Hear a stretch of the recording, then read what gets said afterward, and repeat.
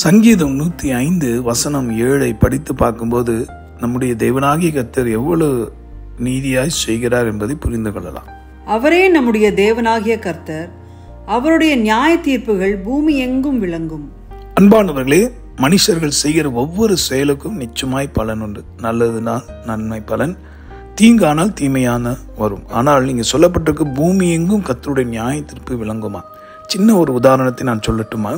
கடந்த காலத்தில் நடந்ததான இந்தியாவில் நடந்த தேர்தல் மித்தும் என்றைக்கு இந்த அரசாங்கம் மைனாரிட்டி மக்களை தொட்டார்களோ அன்றைக்கே மைனாரிட்டி கவர்மெண்டாய் மாறிவிட்டது.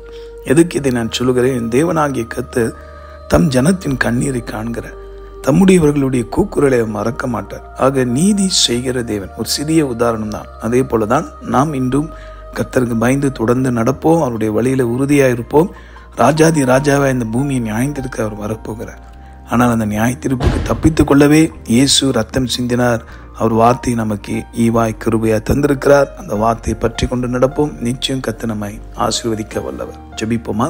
நீதிபரரை எந்த அரசனாய் இருந்தாலும், பேர்பட்ட மனிதனாக இருந்தாலும், உம்முடைய நியாய தீர்ப்புக்கு முன்பாக ஏமாத்திரம். ராஜாதி ராஜாவே, என்னோடு சேர்ந்து ஜெபிக்கிற யாவரும் தங்கள் வேலையிலே கொடுக்கப்பட்ட பொறுப்பிலே கடமையிலே நியாயத்தோடு நீதியோடு நடந்து ஜெயம் பெற அருள் தாரும். இந்த ஜெபத்தை கேட்டீரே, உமக்கு ஸ்தோத்திரம்.